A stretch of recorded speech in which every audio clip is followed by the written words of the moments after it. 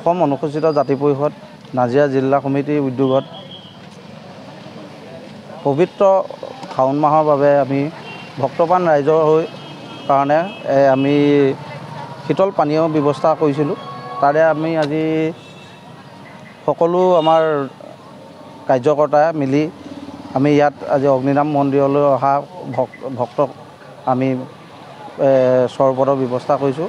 সকলোৱে আহি খাইছেহি আৰু আহক আমাৰ সকলোৱে এনেকৈ যাতে মানুহক সহায় কৰক। অন্ততঃ ভক্তপ্ৰাণ ৰাইজে অকণমান হ'লেও সন্তুষ্ট হ'ব। হয় হয়, আপোনালোকে নিৰীক্ষণো কৰিছে। আপোনালোকে দেখিছে যে আমাৰ বহুত দূৰণিৰ পৰা মানুহ আহিছে।